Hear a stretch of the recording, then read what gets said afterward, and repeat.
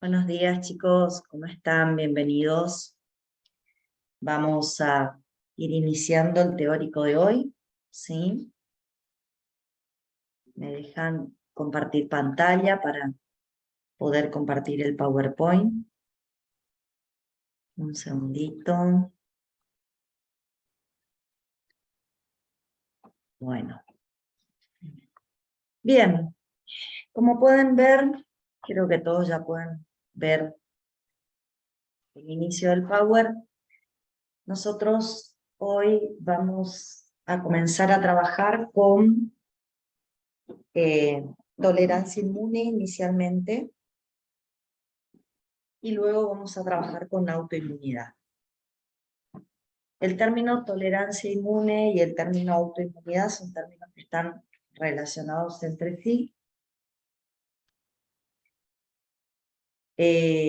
Primero vamos a desarrollar el término de tolerancia inmune, y bueno, una vez que logremos entender la tolerancia inmune, vamos a justamente desarrollar qué pasa cuando esa tolerancia inmune se pierde y aparece la autoinmunidad, ¿sí? Bueno, ahí también les dejé la bibliografía recomendada, de donde pueden ir a leer los temas que vamos a trabajar la clase de hoy, fundamentalmente. Recomiendo el capítulo 15 de el ABAS, y como accesorio el capítulo 12 del Feinbold. Sobre todo porque en el capítulo 12 del Feinbold solamente se habla de linfocitos T reguladores como principal mecanismo de tolerancia inmune. Sin embargo, en el ABAS se toman en cuenta todos los mecanismos que yo tomé en cuenta para desarrollar la clase. O sea que principalmente la bibliografía es el capítulo 15 del ABAS, ¿sí? Bueno, para poder introducirnos un poquito en el tema, para poder ver de qué vamos a hablar la clase de hoy, me gustaría decirles que hay algo que nosotros venimos trabajando, y es justamente la función que tiene el sistema inmune en nuestro organismo. Nosotros, desde el comienzo de esta era, veníamos planteando la utilidad del sistema inmune como mecanismo de defensa, y el hecho de que el sistema inmune tenía una propiedad que era la de no reaccionar frente a antígenos propios. Este hecho de no reaccionar frente a antígenos propios se denomina tolerancia inmunitaria. Y esa tolerancia inmunitaria es importante, ya que cuando perdemos esa tolerancia inmunitaria, el sistema inmune puede empezar a activar clones autorreactivos de linfocitos T o de linfocitos B, los cuales van a actuar frente a nuestras células o frente a nuestros tejidos, produciendo un daño que lo vamos a conocer con el nombre de autoinmunidad, ¿sí? Entonces, en condiciones normales tenemos tolerancia inmune, y frente a situaciones patológicas aparece la autoinmunidad, ¿sí? Bueno, primero vamos a tratar de entender cómo logramos tener esa tolerancia inmune, qué mecanismos se ponen en juego, qué mecanismos son importantes para que podamos lograr la tolerancia inmunológica. Y lo vamos a tratar de entender primero con respecto a los linfocitos T. Vamos a tratar de identificar cuáles son los mecanismos cuáles son los mecanismos centrales para lograr la tolerancia inmunitaria. Cuando utilizo el término de tolerancia central, estoy haciendo referencia a todos los mecanismos que tenemos en los órganos linfoides primarios para tratar de identificar células autorreactivas e eliminarlas. Y cuando hablo de tolerancia periférica, estoy haciendo referencia al hecho de que vamos a estudiar todos los mecanismos en órganos linfoides secundarios y en tejidos periféricos que tenemos para eliminar e identificar linfocitos autorreactivos. ¿Sí? Bueno. Vamos a comenzar, como dije bien, vamos a comenzar con los linfocitos T. Vamos a hablar primero de qué pasa en el timo. Vamos a hablar de la tolerancia central de los linfocitos T. Y el principal mecanismo de tolerancia central del linfocito T lo vamos a identificar como, un segundito, como lo que nosotros denominamos en su momento selección negativa. ¿Sí? Si ustedes recuerdan, en prácticamente ya la zona de la corteza del timo, los linfocitos simple positivos terminaban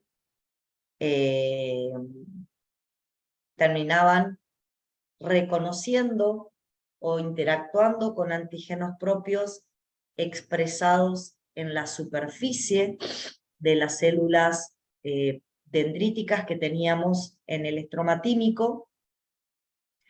Y dentro de lo que era la selección negativa, habíamos visto que aquellos timocitos que recibían señales fuertes a través de sus TCRs al interactuar con antígenos propios, morían por apoptosis.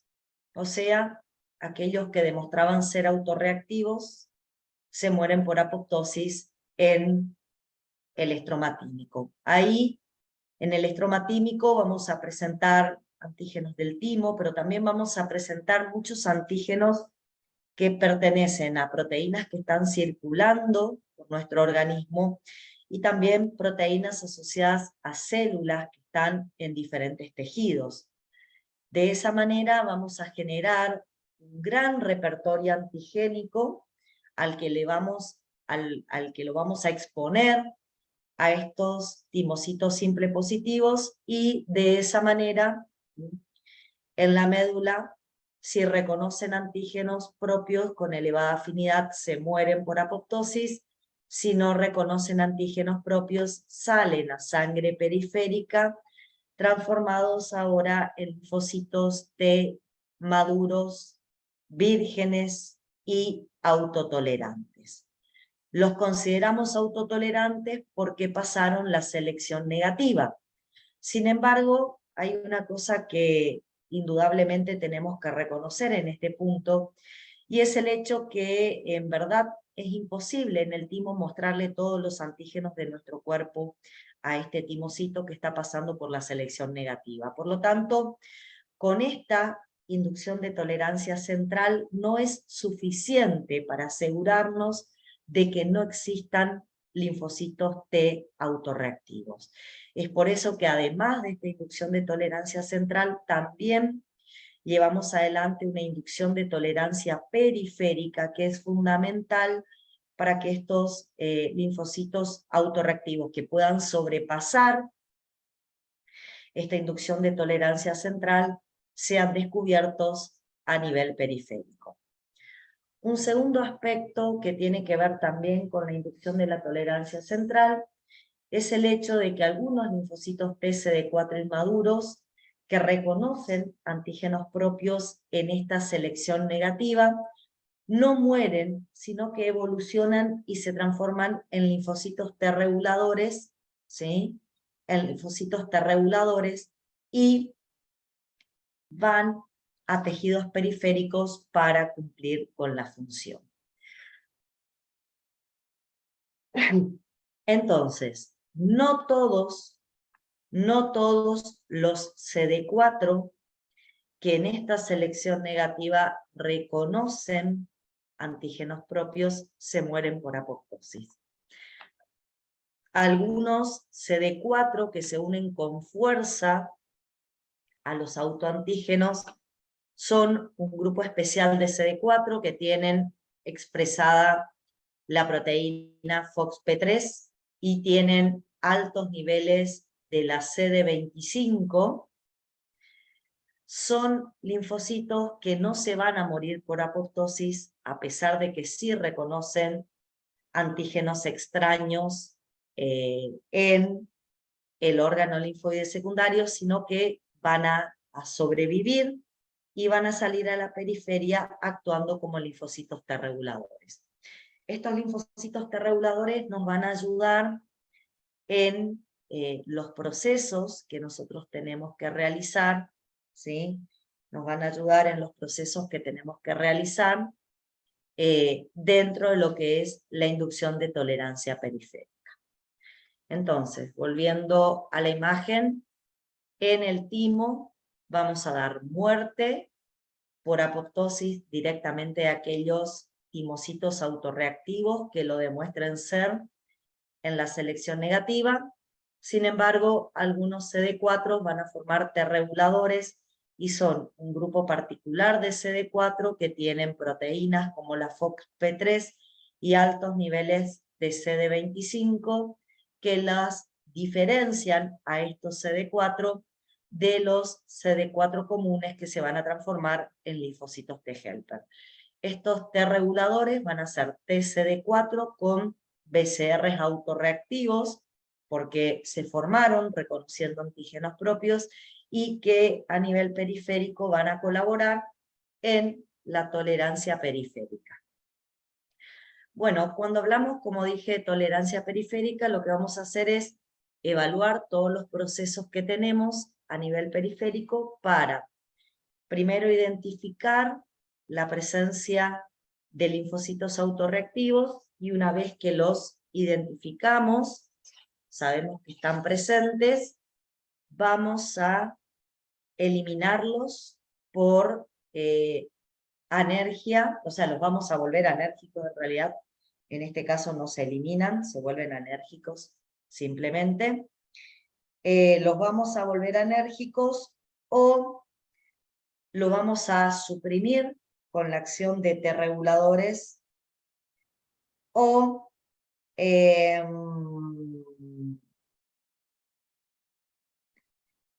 porque la otra posibilidad es que se mueran por apoptosis.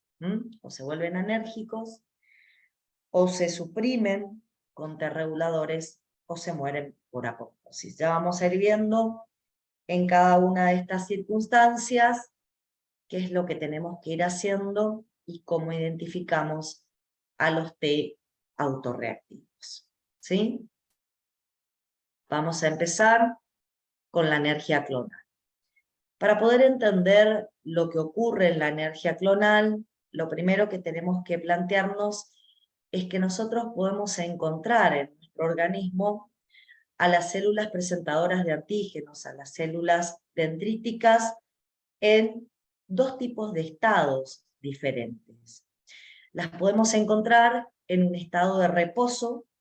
El estado de reposo corresponde al de una célula presentadora de antígeno que no ha tomado contacto con ningún antígeno en particular, con ninguna sustancia que ella considere extraña, y en esas condiciones las células presentadoras de antígeno no expresan en su membrana CD80, CD86 o la proteína B7, pero sí pueden presentar constantemente antígenos propios. antígenos propios a través de complejos mayores de histocompatibilidad que no van a estar acompañadas de señales coestimuladoras. En estas circunstancias pueden existir linfocitos T que reconocen esos antígenos propios y si lo hacen se vuelven anérgicos. Vamos a ver qué pasa y por qué se vuelven anérgicos los linfocitos que reconocen antígenos sobre células presentadoras inmaduras. Si observamos la imagen, me gustaría que miren primero la imagen superior. ¿Qué es lo que encontramos en esta imagen superior? Bueno, a la izquierda encontramos una célula presentadora de antígenos que está madura porque tiene los coestimuladores expresados, además del antígeno, ¿sí? El antígeno está siendo expresado por un complejo mayor de histocompatibilidad, y ese complejo mayor de histocompatibilidad está acompañada por altos niveles de moléculas coestimuladoras, como la CD8086 o proteína B7. Bajo estas circunstancias, si una célula presentadora interacciona con un linfocito, va a estar interaccionando con un linfocito cuyo TCR va a reconocer un antígeno extraño. Porque si tengo una célula madura, lo que está presentando esa célula madura es un antígeno extraño. Sin embargo, yo les dije que las células presentadoras también pueden estar inmaduras. ¿Y cuál es la condición cuando están inmaduras? Que están mostrando antígenos propios en ausencia total de coestimuladores o con bajos niveles de coestimuladores. Si viene un linfocito T y reconoce el antígeno que está mostrando esa célula inmadura, ese linfocito T es autorreactivo, porque recuerden que dije que la célula inmadura estaba mostrando antígenos propios. Ese linfocito autorreactivo va a reconocer el antígeno propio, va a recibir su primer señal de estimulación, pero al estar ausente los coestimuladores, no recibe la segunda señal de estimulación. Si se estimula solamente por la primer señal y no logra recibir la segunda señal, el linfocito T se vuelve anérgico, ¿sí? El linfocito T se vuelve anérgico, no se activa, y esa energía tiene que ver con una incapacidad de estimularse ante nuevos encuentros con el antígeno.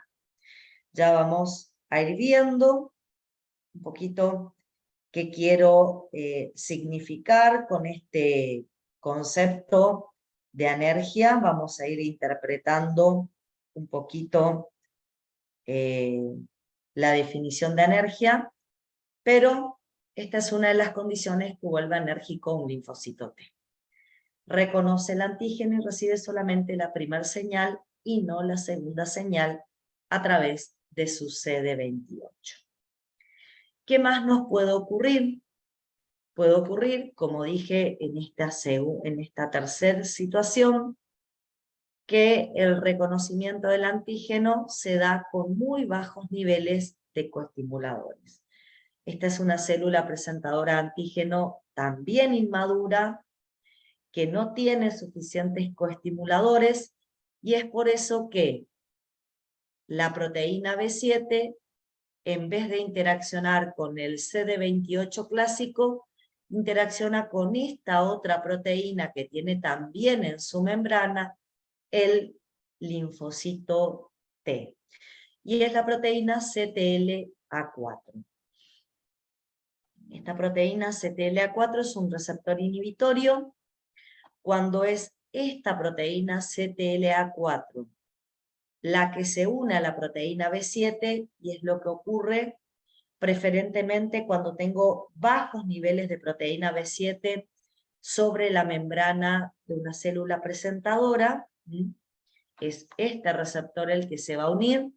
Bueno, como este es un receptor inhibitorio, en vez de provocar la estimulación, dándole la segunda señal estimuladora al linfocito T, provoca una inhibición, ¿sí? Provoca una inhibición y esa inhibición genera un estado de anergia. Cuando hablamos de un estado de anergia, estamos hablando de un estado donde vamos a encontrarnos con alteraciones bioquímicas y génicas en los linfocitos T. Esas alteraciones bioquímicas y génicas lo que hacen es reducir la capacidad de los linfocitos a responder frente a antígenos propios, fundamentalmente mostrando un bloqueo en la traducción de señal inducida por el TCR. Y acá me gustaría que ustedes rememoren un poquito. Yo la verdad se me pasó ponerles la imagen para que lo recuerden. Podríamos poner, me dan un segundo, porque así me pueden entender un poquito mejor. Les pido un segundito, que dejo de compartir pantalla, y voy a compartir con ustedes otra imagen.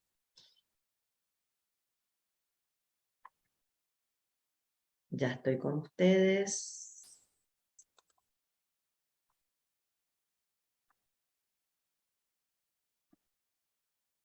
Bueno, ahora sí.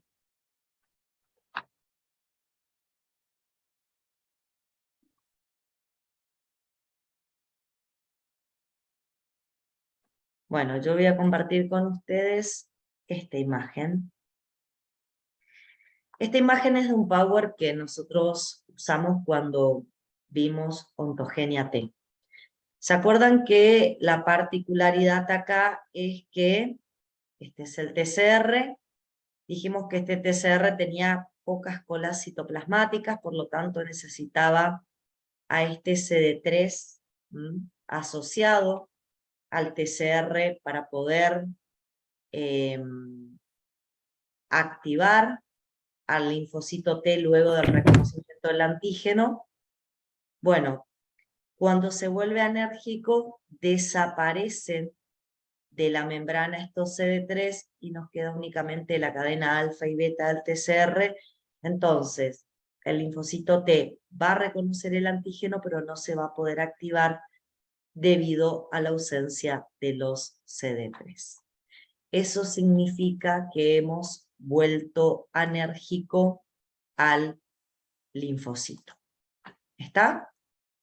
Bueno, no es la única manera que podemos controlar a nivel periférico, volviendo anérgico a los linfocitos. También podemos controlar a los linfocitos T autorreactivos usando linfocitos T reguladores. Dentro de la familia de los T reguladores tenemos dos grandes grupos de linfocitos T. Tenemos los naturales y tenemos los inducibles. ¿Cuál es la diferencia que hay entre los dos? Bueno, primero, ¿cómo se forman?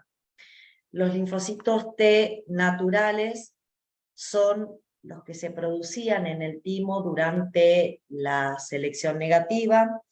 Ustedes recordarán que hace un momento atrás yo les hablé de la formación de estos linfocitos T naturales, les conté cómo se generaban. Estos linfocitos T naturales, una vez que se forman en el timo, generalmente van a migrar, van a viajar a los órganos linfoides secundarios, también pueden viajar a tejidos inflamados, ¿sí? Y una vez que se encuentran en esos tejidos, van a activarse fundamentalmente a través de la interacción o su estimulación por el TCR, y van a ejercer su actividad fundamentalmente sobre los T-helper-1, los T-helper-2, los TCD8, los macrófagos y las células dendríticas. En el caso de los T reguladores inducibles, son células T vírgenes que salen a sangre periférica y a nivel periférico se transforman por una estimulación antigénica bajo condiciones especiales en células T reguladoras inducibles. Dentro de los T reguladores naturales encontramos únicamente a estos que se forman en la selección negativa, pero dentro de los T reguladores inducibles voy a encontrar a los T helper 3, que pertenecen a la familia de los TCD4, a los Treg1, que también pertenecen a la familia de los TCD4, tenemos un grupo de células TNK, reguladoras, que también van a formar parte de este grupo de células T reguladoras inducibles, y un grupo de células T reguladoras que tienen TCR con receptor gamma delta, que también pueden llevar adelante esta función. Como vemos, las naturales o intrínsecas se formaban en el timo durante la selección negativa, ¿sí? Fíjense, si en la selección negativa, si reconocían antígenos propios, generalmente se morían por apoptosis. Los que no reconocían antígenos propios salían como linfocitos vírgenes a la periferia. Sin embargo, teníamos un grupo de CD4 que tenía la proteína FOXP3 y la CD25 en altas concentraciones, que a pesar de reconocer antígenos propios, dentro de la selección negativa no se morían por apoptosis, sino que se transformaban en células T reguladoras naturales que abandonaban el timo y cumplían su función en órganos linfoides secundarios o en tejidos periféricos, ¿sí? Bueno, con respecto a las inducibles, son células que se van a formar cuando partimos de una célula T virgen que se estimula con células dendríticas inmaduras o ante la presencia de altos niveles de interleuquina 10 y factor de crecimiento transformador beta. Ante estas circunstancias se puede activar esta célula T naive y a partir de ahí se puede transformar, dependiendo si es CD4, se puede transformar en T helper 3, en Treg1. Generalmente las T helper 3 se forman frente a altos niveles de factor de crecimiento transformador beta, las Treg1 frente a altos niveles de interleuquina 10, también hay CD8, dependiendo cuál era la proteína que tenía en la membrana esta célula T naive, y ante estas situaciones se pueden transformar en células T reguladoras inducibles. En general, en las células T reguladoras, los mecanismos de supresión de linfocitos T autorreactivos que vamos a ver se van a dar por la producción de interleuquina 10 y factor de crecimiento transformador beta. Estas citoquinas van a actuar fundamentalmente sobre células presentadoras de antígenos inmaduras y así van a suprimir la posibilidad de activación de linfocitos T vírgenes. Ahora lo vamos a entender. Esta acción de liberar interleuquina 10 y factor de crecimiento transformador beta como mecanismo efector la realizan todas las células T reguladoras, tanto las naturales como así también las inducibles. Además, también vamos a encontrarnos con la posibilidad de reducir la capacidad de las células presentadoras de estimular linfocitos autorreactivos, pero de manera diferente, usando el receptor inhibitorio, que es el receptor CTLA4, o sea que también a través del CTLA4 podemos hacer que las células presentadoras inmaduras no activen linfocitos autorreactivos. Lo otro que podemos encontrar es que sobre todo se da este mecanismo de expresión del CTLA4 y el tercer punto, que es el consumo de interleuquina 2 o secuestro de interleuquina 2, se da como principal mecanismo de las T reguladoras naturales. El principal mecanismo, ahora igual lo vamos a ver en una imagen y lo vamos a analizar. El principal mecanismo de todas es la liberación de interleuquina 10 y factor de crecimiento transformador beta, y las naturales además tienen los dos mecanismos siguientes. Bueno, acá vamos a tratar de analizar cómo funcionan las T reguladoras naturales y las inducibles. Primero partamos con la primera función que la tienen todas las T reguladoras, y es la de liberar interleuquina 10 y factor de crecimiento transformador beta. Esta interleuquina 10 y este factor de crecimiento transformador beta, más que nada, va a actuar sobre células dendríticas inmaduras, ¿sí? Va a actuar sobre todas las células dendríticas inmaduras que existen en nuestro organismo, y la idea es que las va a volver de alguna manera sumamente,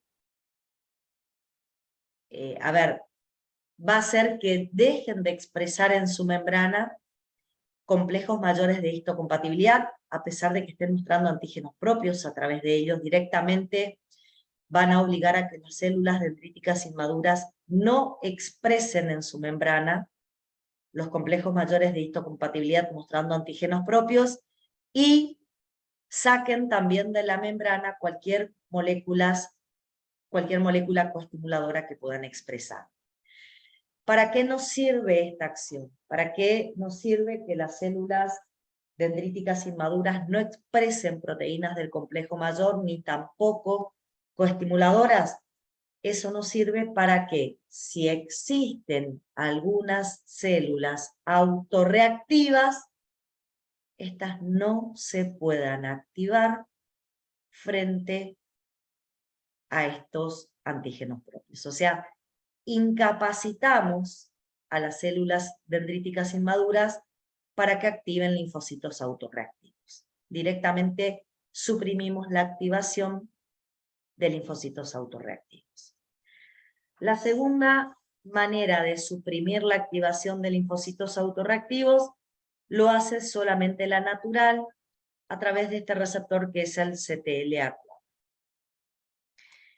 Como este linfocito T regulador es autorreactivo, su TCR va a reconocer antígenos propios sobre la superficie de la membrana de células dendríticas inmaduras, y va a poner en contacto su receptor CTLA4 con algunas pocas moléculas coestimuladoras que esa célula dendrítica inmadura pueda llegar a expresar en su membrana.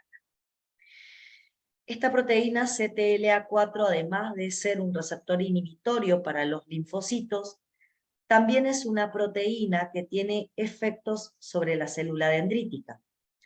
Cuando la CTLA4 interacciona con coestimuladoras en las células dendríticas, obliga a las células dendríticas a que dejen de expresar en su membrana todo posible coestimulador que pueda haber.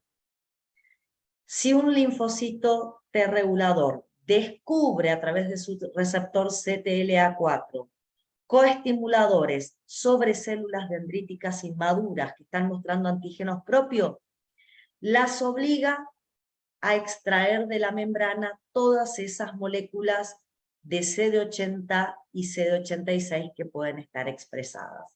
Entonces, si este linfocito T regulador natural interactúa con todas estas que vamos a considerar que son células dendríticas inmaduras, hacen que este receptor, esperen un poquito que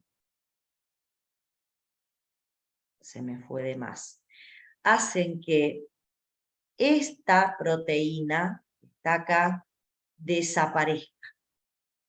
Obligan a que las células dendríticas extraigan de su membrana todos los coestimuladores que pueden haber. Entonces, si viene un linfocito T, CD4 o CD8, y a través de sus TCR reconoce antígenos propios que está mostrando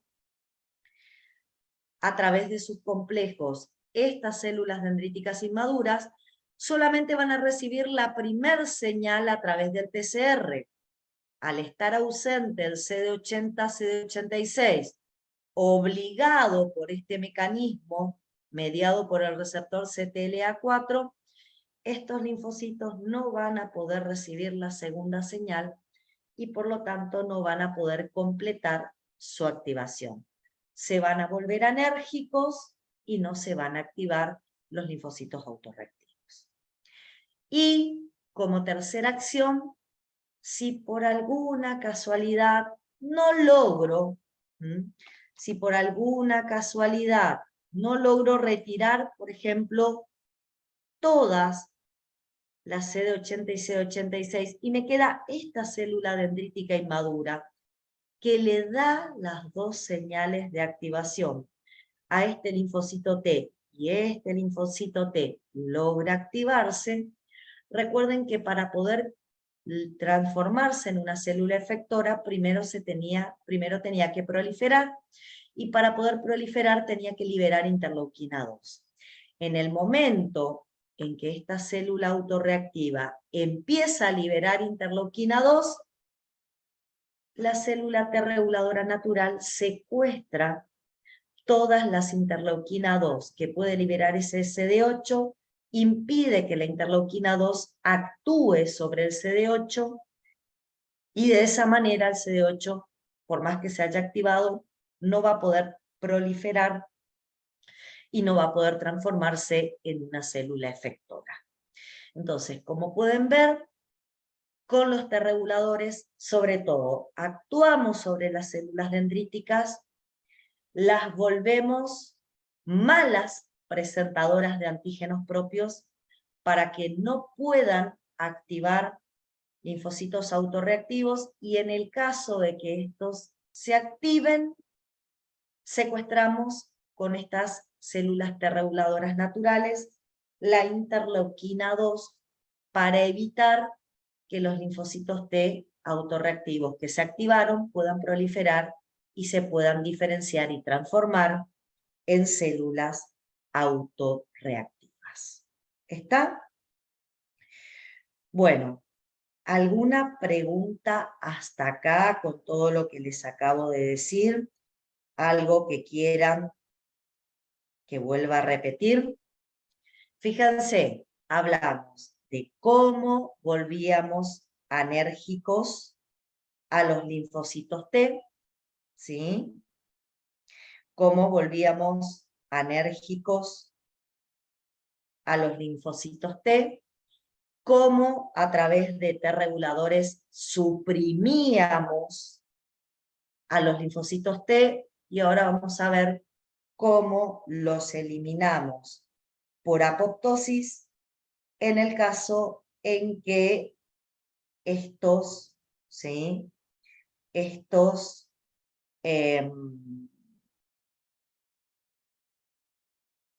reconozcan antígenos propios. Es la tercera posibilidad, directamente eliminarlos por apoptosis. Entonces, los linfocitos T que reconocen antígenos propios sin inflamación o son estimulados en forma repetida por antígenos propios, van a morir por apoptosis, y como ven, hay 3 mecanismos diferentes que pueden matar por apoptosis a estos linfocitos T. Uno es una vía mitocondrial regulada por proteínas de la familia BCL2, ahora la vamos a analizar. La segunda es a través de una activación de una proteína proapoptótica denominada BIM, que también termina activando la vía mitocondrial. Y la tercera tiene que ver con una vía extrínseca no mitocondrial, donde el linfocito T, que es autorreactivo, coexpresa al receptor mortal FAS y al ligando FAS en su membrana o en la membrana de linfocitos autorreactivos adyacentes, y de esa manera también puede estimular la apoptosis. Como vemos acá, fundamentalmente cuando tenemos esta situación, una célula presentadora de antígeno está mostrando antígenos propios en ausencia de coestimuladores, y en esa circunstancia un linfocito autorreactivo reconoce el antígeno propio sin los coestimuladores en la célula presentadora de antígenos, se van a censar en este linfocito que está reconociendo el antígeno de esa manera, se van a activar sensores de la familia BCL. A partir de ahí se van a sintetizar proteínas de esa familia, como las VACs y las VAC. Estas proteínas dentro de la mitocondria van a aumentar la permeabilidad, provocando la salida de fundamentalmente el citocromo C, que forma parte de la membrana mitocondrial interna. Al salir el citocromo C deja de funcionar la cadena respiratoria, este linfocito va a dejar de sintetizar ATP, y por otra parte el citocromo C, una vez que está en el citoplasma, junto a otras proteínas proapoptóticas, como por ejemplo las proteínas BIM, que también se pueden expresar cuando un linfocito reconoce antígenos de manera errónea, sin tener la segunda señal coestimuladora. Bueno, se van a activar caspasas. Las caspasas que se activen van a activar endonucleasas, que van a fragmentar el núcleo. También van a activarse proteasas, que van a romper al citoesqueleto. Todo esto va a llevar a que dentro de este reconocimiento errado del antígeno, se termine generando un cuerpo apoptótico y termine siendo fagocitado y destruido este linfocito autorreactivo. La otra posibilidad, como les dije, lo tienen acá, ante un reconocimiento en condiciones anómalas, los linfocitos autorreactivos empiezan a expresar en su membrana tanto el ligando FAS como la proteína FAS, empiezan a interaccionar los linfocitos, autorreactivos entre sí, FAS ligando FAS, y esa interacción FAS ligando FAS también provoca la activación de caspasas, y a través de la activación de caspasas también vamos a tener la destrucción o la muerte por apoptosis de linfocitos autorreactivos. Entonces, chicos, siempre que un linfocito reconozca antígenos propios en una célula dendrítica inmadura e intente activarse, se va a encontrar con el problema que al haber interaccionado con una célula dendrítica inmadura, le va a faltar los coestimuladores. Al reconocer antígeno en ausencia de coestimuladores, o se vuelve anérgico, o se muere por apoptosis, o es suprimido por la activación de células T reguladoras. De esa manera, evitamos que aquellos linfocitos T autorreactivos que superaron la tolerancia central, o sea, que pasaron de largo esa selección negativa en el timo, a nivel periférico se terminen activando y terminen causando reacciones frente a células propias. ¿Está? Eso con respecto a linfocitos T. ¿Alguna duda hasta acá? ¿Algo que quieran que yo vuelva a aclarar? ¿Algo que no quedó en claro? ¿Está todo bien? Bueno, vamos a los mecanismos de inducción de tolerancia de los linfocitos B en médula ósea. Recuerden que en médula ósea nosotros teníamos una inducción de tolerancia central, ¿sí?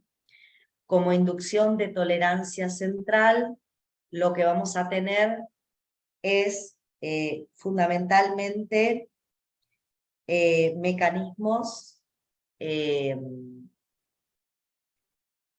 se dan en médula ósea. Si ustedes recuerdan, los mecanismos en médula ósea eran mecanismos que estaban relacionados con el estadio de B inmaduro. Recuerden que en el estadio B inmaduro nosotros hacíamos esta inducción de tolerancia central, así lo llamábamos. Esta inducción de tolerancia central va a tener la particularidad de presentarle a los linfocitos B inmaduros antígenos propios, que pueden ser, como ustedes ven acá, antígenos presentes en una célula. En este caso van a tomar contacto con antígenos multivalentes, porque en una célula hay diferentes tipos de antígenos, o directamente frente a moléculas propias solubles, que vamos a tener ahí dando vueltas en la médula ósea. Habíamos dicho que en esa inducción de tolerancia central, los linfocitos B, cuyos BCRs no reconocían antígenos propios, se iban a la periferia, aún no todavía como células B maduras, sino como transicionales, y los que sí reconocían antígenos propios sufrían una especie de reedición del BCR, y una vez que se reeditaba ese BCR, le volvíamos a mostrar antígenos propios. Si luego de la reedición del BCR volvía a reconocer moléculas propias multivalentes, directamente había una apoptosis del linfocito B inmaduro, y si reconocía moléculas propias solubles, lo volvíamos anérgico al linfocito B maduro. A ver, ¿qué significaría que volvamos anérgico al linfocito B maduro?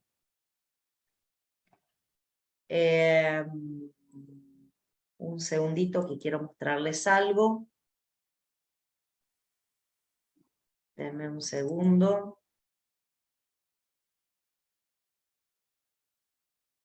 La anergia de los linfocitos B es bastante semejante al cuadro de anergia de los linfocitos T.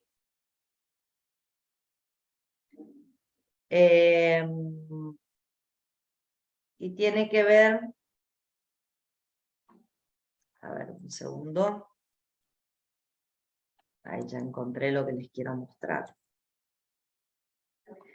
¿Se acuerdan? Bueno, acá tienen un pre-BCR, pero imagínense que estos fueron BCR maduro. Acuérdense que la inmunoglobulina que forma el BCR tenía que estar acompañada de estos heterodímeros Ig-alfa y Ig-beta para poder traducir la señal. Bueno, volver anérgicos a un linfocito B implicaría hacer desaparecer de la membrana del linfocito B estos heterodímeros Ig-alfa y Ig-beta, ¿sí? Desaparecen estos heterodímeros y de esa manera el BCR se vuelve no funcional. Eso implicaría, en este punto, en la inducción de tolerancia central, volver anérgico al linfocito B.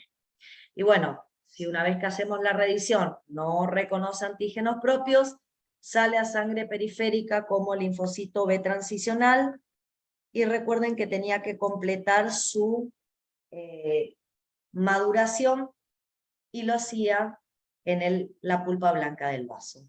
En la pulpa blanca del vaso llegan todos los linfocitos B transicionales que pasaron la tolerancia central en médula ósea, se ubican inicialmente en la vaina linfoide periarteriolar, y allí van a pasar por una nueva selección negativa. ¿Qué implica de que van a pasar por una nueva selección negativa? Implica que nuevamente les voy a mostrar antígenos propios, ahora antígenos propios que circulen por la pulpa blanca del vaso. Y de nuevo, si tengo linfocitos B transicionales que reconozcan antígenos propios, se mueren por apoptosis, y si no reconocen antígenos propios, los que sobreviven van a empezar a expresar receptores para citoquinas, y esas citoquinas los van a ayudar a migrar hacia sus sitios definitivos, que en el caso de los B2 van a ser los folículos esplénicos. Allí van a recibir señales de supervivencia de las proteínas BAF y BLIS, y en el caso de los BZM van a ser atraídos hacia la zona marginal del vaso, donde se van a quedar como linfocitos BZM. Bueno, también podrían, una vez que están en los folículos esplénicos, migrar desde los folículos esplénicos hacia los folículos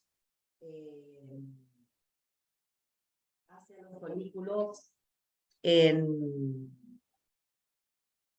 los ganglios, ¿sí? Donde la función va a ser contactar con el antígeno. Entonces, en esta inducción de tolerancia periférica que ocurre en el vaso, volvemos a hacer una selección negativa.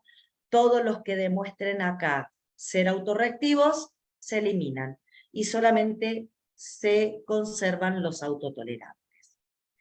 De esos que pasaron esa selección negativa, sobre todo los B2, los puedo volver a controlar para evitar que algunos B2 que hayan pasado todas estas selecciones aún sean autorreactivos. ¿Cómo puedo identificar ya directamente un B2 autorreactivo? Lo voy a identificar cuando ese linfocito B esté en un folículo linfoide, en ese folículo linfoide reconozca antígenos propios y se active recibiendo la primer señal a través de su BCR. Si ustedes se acuerdan, los linfocitos B2, luego de recibir la primer señal a través de su BCR, para poder recibir la segunda señal, necesitan interactuar con un linfocito T helper folicular. ¿Pero qué pasa? Como la primera señal la recibió frente a antígenos propios, para que interactúe un T helper folicular y le dé la segunda señal, el T helper folicular también tiene que activarse frente a antígenos propios. ¿Y qué dijimos nosotros hace un momento atrás que pasaba si teníamos linfocitos T que sobre células dendríticas inmaduras reconocían antígenos propios? Dijimos, o se vuelven anérgicos, o se mueren por apoptosis, o terminan suprimidos por los T reguladores.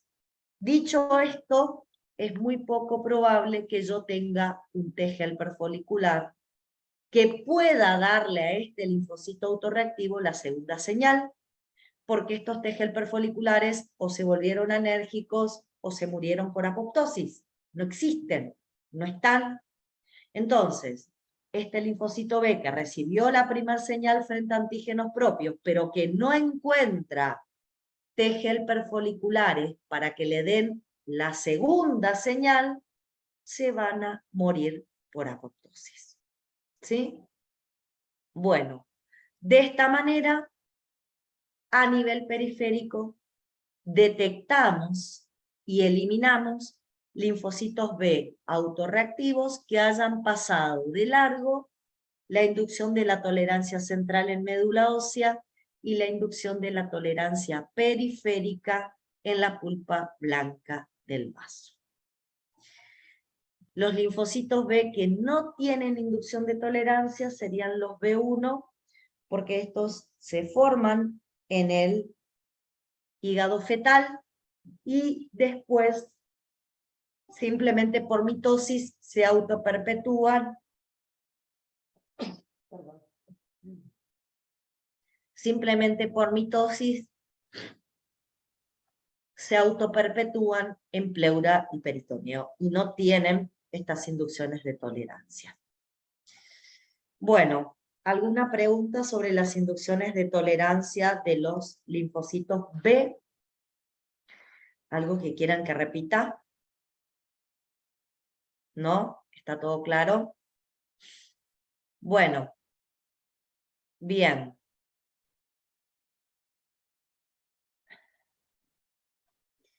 Generalmente, la función del sistema inmune, como dije, es, por un lado, responder y destruir antígenos extraños y tolerar antígenos propios.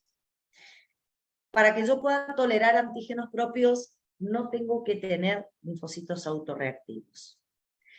Para no tener linfocitos autorreactivos, tiene que funcionar todos los mecanismos de autotolerancia que vimos, tanto centrales como periféricos. Sin embargo, a veces la autotolerancia falla, los mecanismos centrales o periféricos fallan, y en ese caso aparece la autoinmunidad. La autoinmunidad va a ser consecuencia de la activación de clones autorreactivos de linfocitos B y T por parte de antígenos propios, con las consecuentes respuestas dirigidas para ellos. Y bueno, la pregunta es, ¿y por qué tengo clones autorreactivos de linfocitos T y B que se activan? Indudablemente esos clones aparecen porque he perdido o no está funcionando correctamente, no están funcionando correctamente mis mecanismos de autotolerancia. ¿Sí? Bueno, no siempre la autoinmunidad es sinónimo de patología. Existen algunos fenómenos autoinmunes que son necesarios y beneficiosos. Por ejemplo, cuando nosotros tenemos un daño tisular posterior a un infarto agudo de miocardio o a un proceso inflamatorio, cuando hay muerte por apoptosis de células propias, normalmente proteínas que están dentro de la célula, proteínas intracelulares, son volcadas al líquido extracelular, ¿sí? Y se transforman en autoantígenos. Bueno, a ver, cuando nosotros tenemos muerte de células, se generan desechos o detritus que tienen que ser eliminados para que después ese tejido se pueda volver a regenerar. La eliminación de esos detritus, de esos desechos, lo hace nuestro sistema inmune. Y lo hace activando mecanismos autoinmunes. ¿Por qué? Porque estas proteínas que son volcadas al líquido extracelular se van a comportar como autoantígenos que van a romper el estado de tolerancia, porque van a ser antígenos que pueden activar clones autorreactivos, eran antígenos que normalmente no eran mostrados al sistema inmune, por lo tanto, frente a ellos no teníamos tolerancia. Al mostrarse, generan la formación de autoanticuerpos, generan respuestas autoinmunes transitorias. Los autoanticuerpos que se forman se van a unir a estos autoantígenos y los macrófagos van a reconocer los autoantígenos marcados por autoanticuerpos y van a fagocitar todos estos desechos, estos detritus, y nos van a limpiar el tejido para que se pueda regenerar. Fíjense, a través de reacciones autoinmunes, lo que hacemos es reorganizar el tejido inflamado o infartado, haciendo una eliminación de todos los desechos celulares que quedaron posterior a esos procesos. ¿Quién los elimina? El propio sistema inmune a través de reacciones autoinmunes. Sin embargo, hoy me interesa hablar más que nada de enfermedades autoinmunes. Las enfermedades autoinmunes son enfermedades crónicas que en general aparecen como consecuencia de una pérdida de la tolerancia a antígenos propios. Dentro de un ratito vamos a ver qué circunstancias nos pueden llevar a la tolerancia de antígenos propios. Generalmente, para la aparición de enfermedades autoinmunes contribuyen factores como, por ejemplo, la predisposición genética. Normalmente hay muchos genes involucrados en predisponer a la aparición de determinadas enfermedades autoinmunes, por eso vamos a decir que esta predisposición es poligénica. También hay desencadenantes ambientales. Normalmente los desencadenantes ambientales son necesarios porque van a provocar que se expresen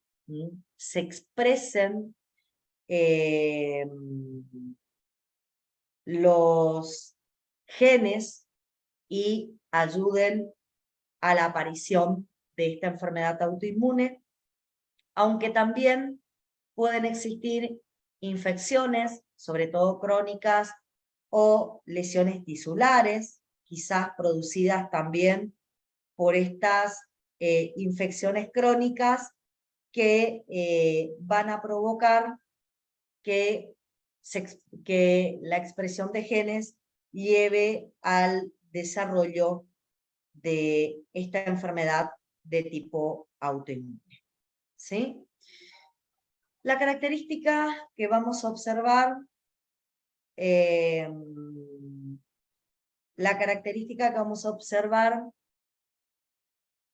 que en las enfermedades autoinmunes el daño está causado por reacciones de hipersensibilidad de tipo 2, 3 y 4, justamente ¿por qué? Porque se forman autoanticuerpos que pueden producir reacciones de hipersensibilidad de tipo 2 y tipo 3, o se activan clones autorreactivos de linfocitos T helpers o T citotóxico que van a causar hipersensibilidad de tipo 4. En general, las enfermedades autoinmunes son de etiología desconocida, de carácter progresivo, a veces recurrente. Progresivo, por ejemplo, como en el caso de la diabetes tipo 1 insulino dependiente.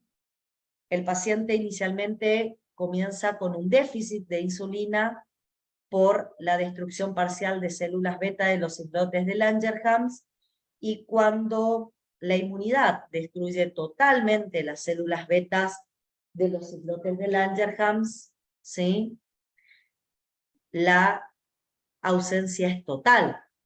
Pasamos de una deficiencia parcial a una deficiencia total de insulina. El carácter recurrente quizás lo podemos ver en un lupus, donde el paciente tiene manifestaciones de manera esporádica, inclusive puede pasar meses sin ninguna manifestación, hasta que nuevamente las manifestaciones por depósitos de inmunocomplejos se vuelven a presentar. A su vez, podemos decir que las enfermedades autoinmunes pueden ser organoespecíficas y afectar un solo sistema o un solo tejido u órgano, o sistémicas, estos serían organoespecíficas o sistemoespecíficas, y no organoespecíficas o sistémicas porque afectan varios tejidos diferentes. En el medio tenemos algunas que afectan 2 o 3 tejidos en particular. No afectan solo uno ni varios, sino solamente 2 o 3 en particular. Bueno, haciendo referencia un poquito al componente genético relacionado a las enfermedades autoinmunes, nos vamos a encontrar con el hecho de que varios de los genes involucrados y que aparecen presentes en pacientes que tienen enfermedades autoinmunes son los genes HLA. Fundamentalmente los HLA que pertenecen a la región de clase 2.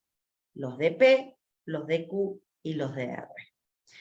Si bien en el ser humano aparecen un elevado polimorfismo en esos genes, la presencia de alguno de ellos en particular en un individuo le da una alta predisposición de desarrollar determinadas enfermedades autoinmunes. Por ejemplo, la presencia del DR4 en una persona lo predispone a tener artritis reumatoidea, y dije lo predispone, y no dije que el paciente va a tener artritis reumatoidea. Esta carga genética tiene que estar asociada a otros factores ambientales y propios del sistema inmune para que la enfermedad aparezca. La diabetes mellitus insulino dependiente se asocia con la presencia de los genes de DR3 y DQ3.2, la esclerosis múltiple con el DR2, el pénfigo vulgar con el DR4, ¿sí? Bueno, todos estos genes presentes en determinados individuos hace que se codifiquen, y acá por favor presten atención, codifican proteínas HLA de clase 2 que son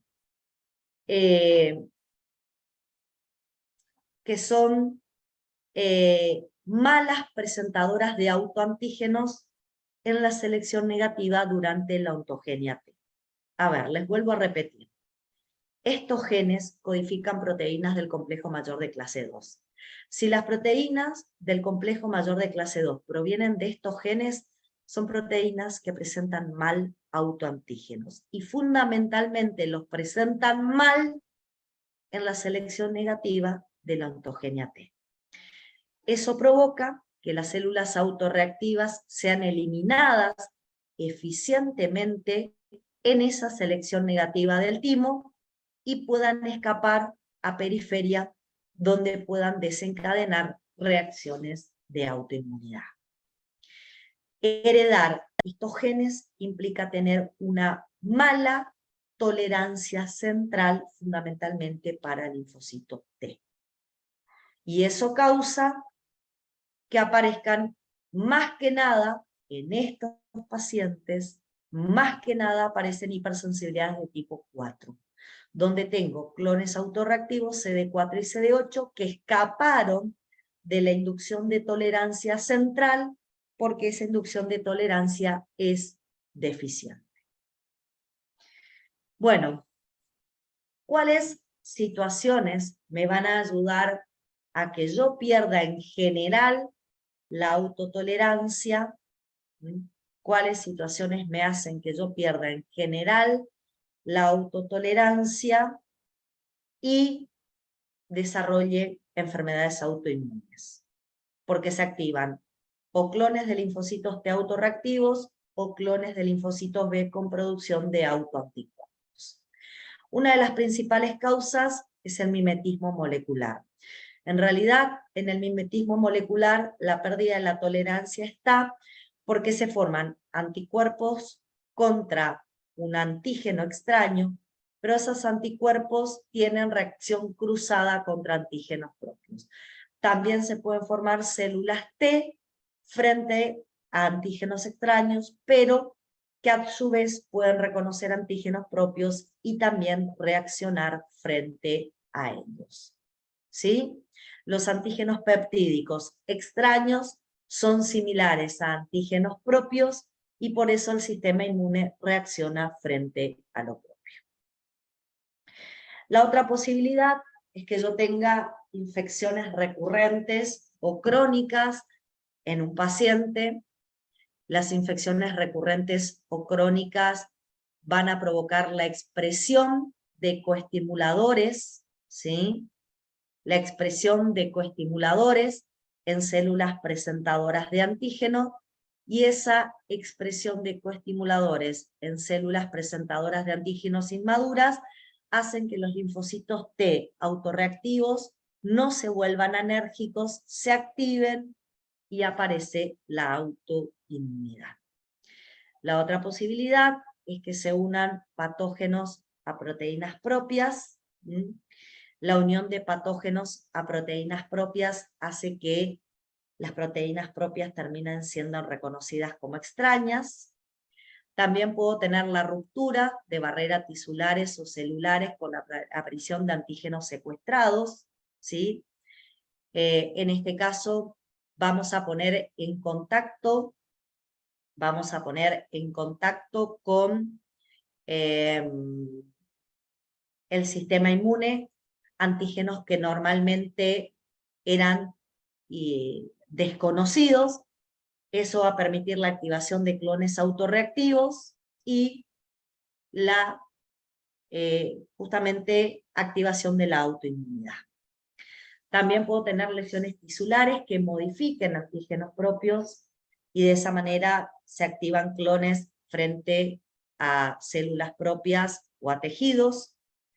Puede haber un número o funciones defectuosas de linfocitos T reguladores, esto también nos puede pasar.